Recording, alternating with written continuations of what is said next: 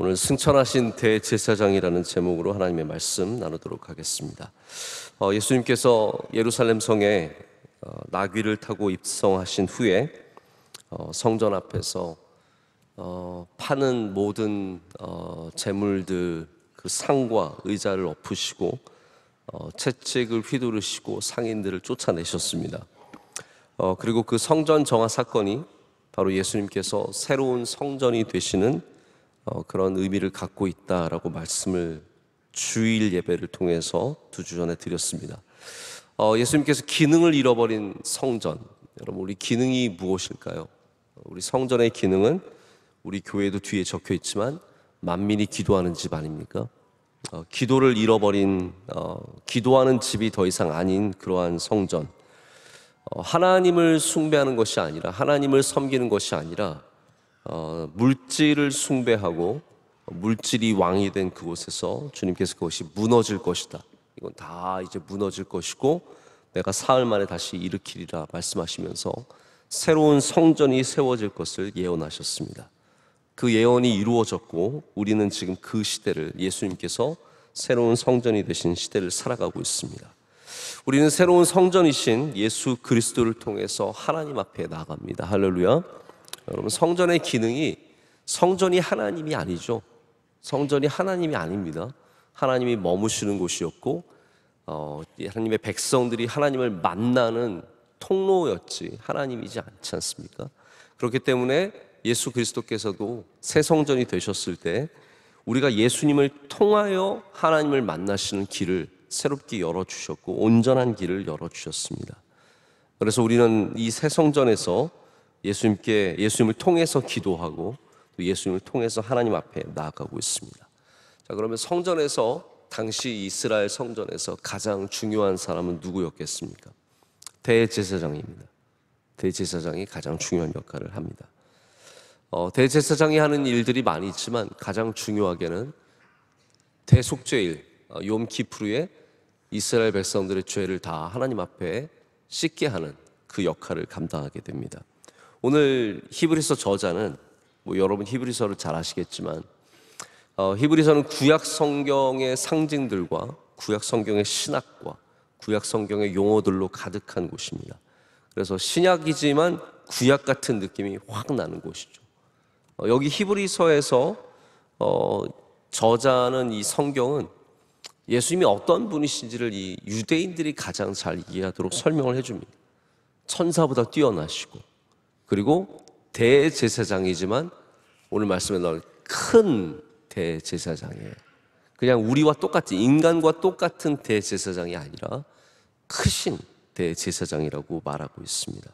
영적 지도자인 대제사장, 죄를 사하는데 하나님 앞에 나아가는 대제사장이 큰 대제사장이 되어셔서 우리를 위해서 죄를 사하시고 또 성전의 역할을 감당하신다는 거죠.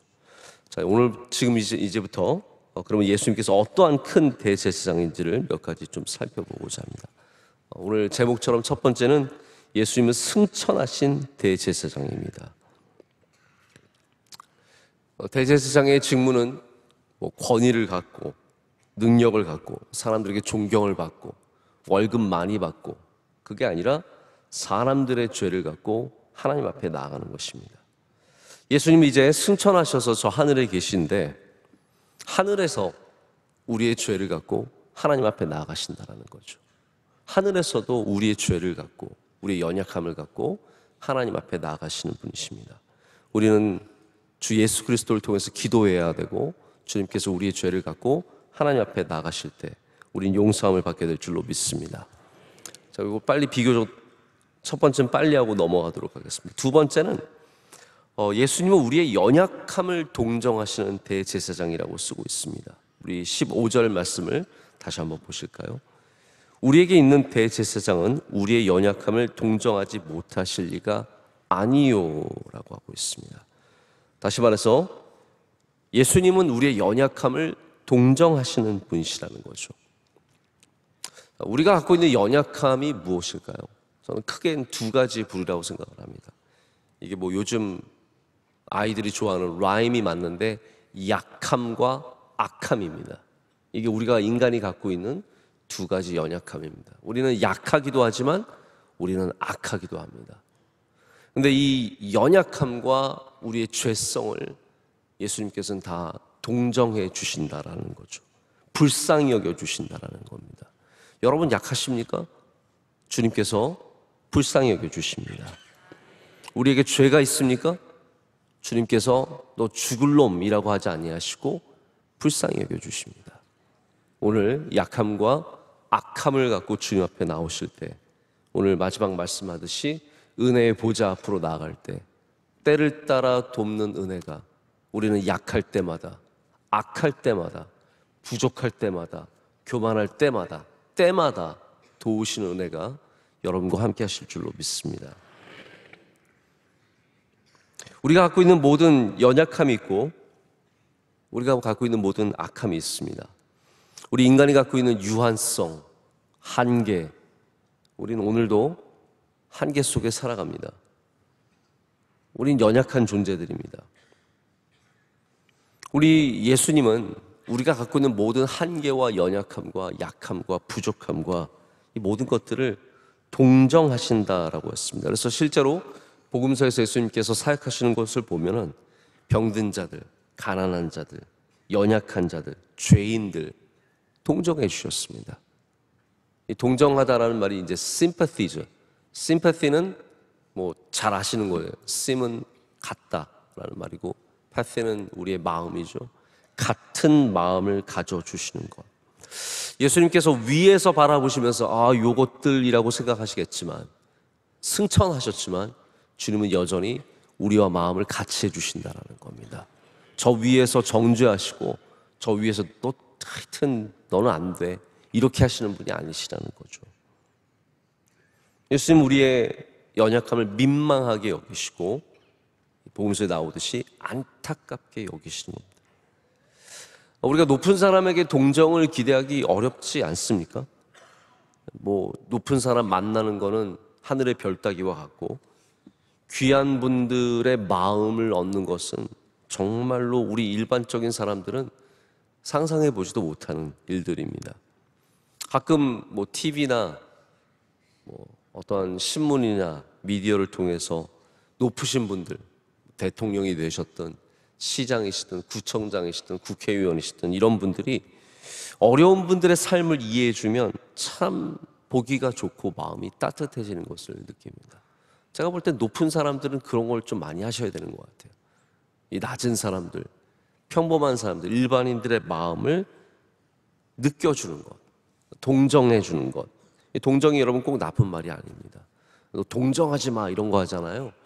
근데 사실 성경에서 쓰여 있는 이 동정이라는 표현은 굉장히 좋은 겁니다. 마음을 같이 하는 것.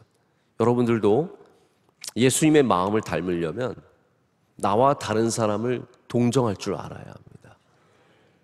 부자들은 좀 연약한 사람들을 동정할 줄 알아야 되고, 능력이 많은 사람들은 연약한 사람들을 동정할 수 있어야 합니다. 이 레미제라블 참 잘 쓴 소설입니다. 잘 쓴 소설인데, 이 장발장이 가난해서 먹을 게 없어서 빵을 훔치다가 잡혀갔잖아요. 사실 굉장히 불쌍한 거 아닙니까? 동정만 해주면 괜찮은 거거든요. 근데 법은 금방 정죄해서 이 배고파서 빵을 훔친 사람을 감옥에 집어넣고 별의별 고생을 다 시킵니다. 근데 왜 이 사람이 이제 모범수로 나가게 되잖아요. 근데 여기 경찰관 자베르가 붙어가지고 이 장발장을 끝까지 추적해서 잡아내려고 별의별 걸 다 하고 거기서 엄청난 갈등이 생기지 않습니까? 여러분, 이 연약한 자를 동정해 줬으면 이 사람이 잘 살아나왔을 수 있을 텐데, 동정이 아니라 정죄하게 되면 사람은 살아나기가 어려운 겁니다. 근데 강한 사람이, 자벨은 그랬어요. 자기가 법을 잘 지키고 자기가 강하니까, 자기가 돈이 있으니까 이 가난한 사람을 이해를 못 해주는, 동정을 못 해주는, 왜 빵을 훔치는지를 이해를 못 하는 거죠. 그래서 강한 사람들이 약한 사람을 원래 이해 못 하는 겁니다. 근데 우리의 구주 예수 그리스도께서는 가장 강하신 분께서 우리를 동정해 주시는 거예요. 우리 연약함을 동정해 주시는 거예요. 완벽하신 분께서 불완전한 우리를 동정해 주시는 겁니다. 제가 이제 가끔 운동을 하는데 우리 직원 집사님 중에서 진짜 힘이 센 집사님이 한 분 계세요. 이분은 원래 프로 바디빌더였어요. 몸이 막 벗겨놓은 황소 같아요. 황소. 진짜 깜짝깜짝 놀랬죠. 이분은 얼마나 힘이 세냐 하면 몇백 킬로를 그냥 이렇게 쓱쓱 들어요. 저는 보면서 기가 막힌 거예요. 우리는 가서 바들바들 들지도 않는 거를, 못하는 거를 이분 가셔서 옮겨드릴게요. 그렇게 번쩍 들어서 옮깁니다. 그럴 때마다 그 이제 자괴감이 생겨요. 야, 이렇게 힘이 센 사람이 있구나. 저희는 뭐 중간도 그분 드는 거 반도 못 들죠. 그런 분들이 만약에 저희가 막 바둥바둥 되는 거 보고 있으면 아이고 저 인간도 아니니 저 인간도 아니야. 그런 마음을 갖는다면 어떻게 되겠습니까? 근데 사실 우리들이 그런 마음을 너무 쉽게 갖습니다. 야, 너 왜 일어나지 못? 새벽 기도 일어나면 되지 왜 못 일어나? 여러분 혹시 그런 마음 안 가지세요? 네? 옆에 분들 뭐 권사님, 집사님 보면서 왜 새벽에 그렇게 못 일어나? 새벽에 눈만 뜨면 되는 거 아니야? 네? 여러분 그러세요? 저는 오늘 새벽에 하나님께서 별의별 방법을 일으켜 주시는데 오늘은 자다가 눈이 번떡했어요. 옆에 자던 영재가 발로 저를 얼굴을 찼거든요. 그래서 너무 아파가지고 정신이 번쩍 들어가지고 시계를 봤더니 원래 일어나기 3분 전인 거예요. 그래서 이건 하나님이 깨우셨구나. 네. 저처럼 맞아서 일어나는 사람도 있는데 뭐 새벽이 우리 쉬운 분들은 새벽 예배 왜 못 지키나 답답하죠. 근데 여러분 동정해 주셔야 돼요. 정죄하지 마시고 연약함을 동정해 주셔야 돼요. 왜 버티지 못하냐? 왜 견디질 못하냐? 왜 우울증 걸렸냐? 그럼 우울증 걸려서 걸리고 싶은 사람이 어디 있습니까? 내가 근데 마음이 담대하고 나는 기쁘고 나는 감사하고 나는 괜찮으니까 우울증 걸린 사람 정죄해버리기가 참 쉽습니다. 왜 그 정도 갖고 마음 아파해? 이런 것들은 비난의 대상이 아니라 동정의 대상이라는 거죠. 주님께서 여러분 우울증 걸렸다고 절대로 정죄하지 않으십니다.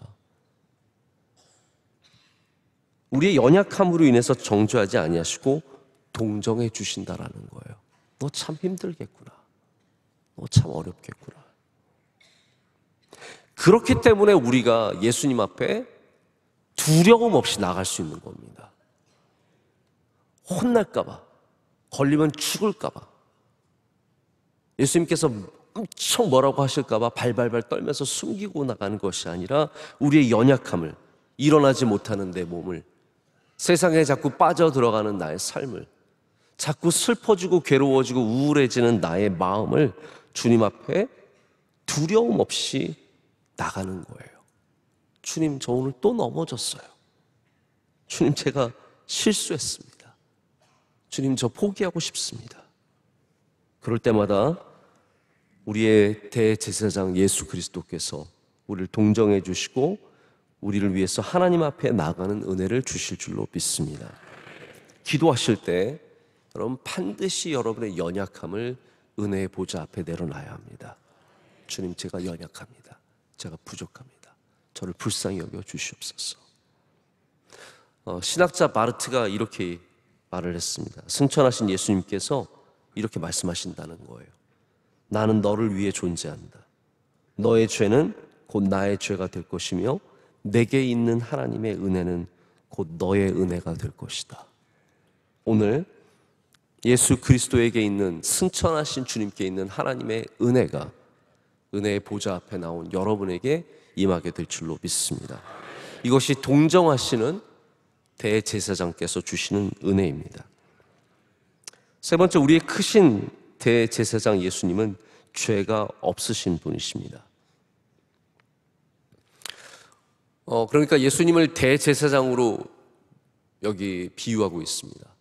그러나 예수님은 기능적으로 대제사장이시지 우리 인간과 똑같은 대제사장은 아니십니다. 그래서 이제 5장으로 넘어가게 되면 이 말씀이 쭉 이어지면서 예수님은 하나님께서 정하신 대제사장이라고 하는, 인간이 정한 게 아니라 하나님께서 정하신 대제사장이라는 말씀이 나옵니다.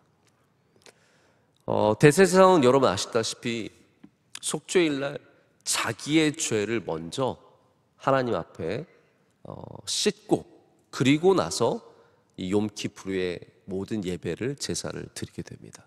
그래서 대제사장이 이 지성소 안으로 들어갈 때, 여러분 지성소 안으로는 아무도 못 들어가잖아요.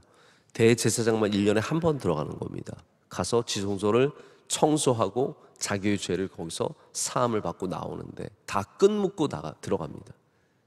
다 죄가 있으니까 하나님 앞에 잘못하면 죽임을 당하기 때문에 다 끈 묶고 들어가서 안 움직이면 끌어내야 되는 거예요. 그게 인간의 대제사장입니다. 그러나 예수님께서는 죄가 없으신, 하나님께서 세우신 큰 대제사장이라는 거죠. 근데 여러분, 그렇기 때문에 역설적으로 우리는 예수님의 동정을 더 감사해야 합니다. 왜냐하면 주님은 완전하신 분이시기 때문이에요. 주님은 크신 분이신데 완전하신 분이 불완전한 우리를 동정하시고, 죄가 없으신 주님께서 우리의 죄를 불쌍히 여기시기 때문입니다. 우리 사람은 어떻습니까? 내가 조금만 의인이 되어도 잘못한 사람들, 실수한 사람들 얼마나 정죄하는지 모릅니다. 내가 새벽 예배 개근하면 그러지 않은 사람들 정죄하기 쉽고요. 내가 기도 많이 하면 그러지 않은 사람 정죄하기 쉬운 겁니다. 내가 요즘에 금식하고 있으면 사람들한테 가서 금식 안 한다고 뭐라 그럽니다. 그게 우리의 모습입니다. 내가 조금만 잘하는 게 있으면 잘하지 못하는 사람들을 정죄하는 거죠. 내가 늘 봉사 많이 하고 잘 섬기고 나누는 사람이라면 나누지 않는 사람 정죄하기가 쉬운 겁니다. 우리 친구들 가운데 꼭 항상 돈 안 내고 밥 먹는 친구 있습니다. 혹시 여러분은 그런 친구 없으십니까? 저도 그런 친구가 한두 명 있습니다. 늘 밥 먹으면 단 한 번을 내질 않아요. 늘 그냥 얻어먹고, 그렇다고 걔가 못 사는 것도 아니고 그런 것도 아니지만 그냥 당연히 그렇게 늘 돈 내는 사람은 어떻겠습니까? 그런 사람 정죄하게 되는 거예요. 쟤는 돈을 안 낸다. 잘하면은 잘못하는 사람을 정죄하는 것이 우리 인간의 모습입니다. 그러나 우리 예수님은 그렇지 않으시다라는 거죠. 완전하신 주님께서 불완전의 삶을 사는 우리들을 정죄하지 않으신다라는 겁니다. 여러분, 교회는 정죄하는 곳이 되어서는 안 됩니다. 이 성전이 제대로 기능을 하기 위해서는 우리의 큰 대제사장인 예수님께서 우리를 동정하시듯이 교회는 동정하는 곳이 되어야 합니다. 교회가 자꾸 이것저것 다 정죄하게 되면 여러분, 여기서 은혜를 받을 사람이 없습니다. 은혜의 보좌는 연약한 사람들이 와서 완전하신 주님의 은혜를 누리는 곳입니다. 저는 바라기는 우리 명성교회가 은혜의 보좌가 되기를 원합니다. 우리의 대제사장 예수님께서 만약에 검사로 승천하셨다면, 히브리서가 우리의 예수님은 큰 검사입니다 라고 말씀을 적으셨다면 얼마나 두렵겠습니까? 우리 모두가 다 죄성을 갖고 있고 연약함을 갖고 있기 때문에 우리 모두 벌 받을 걸 두려워하는 마음 갖지 않았겠습니까? 그런데 예수님은 검사로서, 프로스큐러로서 승천하신 것이 아니라 죄의 사함의 직분을 갖고 있는 대제사장으로서 승천하셨다는 겁니다. 할렐루야. 그게 우리에게 주시는 은혜입니다. 지금도 주님은 그 모습 그대로 대제사장의 모습을 갖고 하나님 앞에 우리의 죄를 가지고 나가시고, 또 신비의 하나님의 나라에서, 더 우리가 알 수 없는 저 너머의 세상에서 우리를 동정하시고 우리를 위해 중보하실 줄로 믿습니다. 여러분, 그래서 우리가 만약에 예수님의 마음으로 섬기고 사랑하기를 원한다면 동정하는 주의 백성들이 되셔야 합니다. 누군가를 불쌍히 여길 줄 알고 연약함을 돌볼 줄 아는 사람들이 되어야 합니다. 말씀을 맺습니다. 이제 우리가 무엇을 해야겠습니까? 예수님의 마음을 담는 것도 있겠지만 16절 말씀 우리 마지막으로 다시 한번 읽어보기를 원합니다. 함께 읽겠습니다. 그러므로 우리는 긍휼하심을 받고 때를 따라 돕는 은혜를 얻기 위하여 은혜의 보좌 앞에 담대히 나아갈 것이니라. 아멘. 여러분, 담대히 나아가십시오. 우리가 잘해서 담대히 나가는 것이 아닙니다. 내가 좀 이번 주에는 그래도 고난주간 지나가면서 새벽 예배도 열심히 나갔고 내가 담대히 나가야지. 내가 첫째 주니까 11조 냈고 담대히 나가야지. 이게 아니라는 거죠. 우리가 담대히 나가는 것은 믿음 때문입니다. 어떤 믿음입니까? 우리 주 예수 그리스도께서 우리를 불쌍히 여기신다라는 거예요. 우리를 동정하신다라는 겁니다. 오늘도 주님께서 우리를 긍휼히 여기시고 때를 따라 도와주실 줄로 믿습니다. 사람마다 다 때가 있지 않습니까? 연약한 때가 있고 슬플 때가 있고 괴로울 때가 있고 그때마다 주님께서 주시는 분명한 은혜가 다 따로 있습니다. 어떠한 때든지, 다시 말하자면 항상이라는 말 아니겠습니까? 오늘은 어떤 때입니까? 황사 부는 때입니까? 황사 많이 불고 제가 들어보니까 공기도 굉장히 안 좋다고 하는데 우리 다양한 때를 인생에 만나게 되고 어두운 때, 밝은 때, 이렇게 공기 안 좋은 때, 맑을 때, 별의별 때가 다 있겠지만 우리는 그리스도인들은 항상 우리를 도우시는 예수님 앞에 담대하게 나가서 기도하시고 주의 은혜를 바라실 때 주님께서 여러분의 마음을 다 아시고 동정해 주실 뿐만 아니라 가장 필요한 은혜를 베풀어 주실 줄로 믿습니다.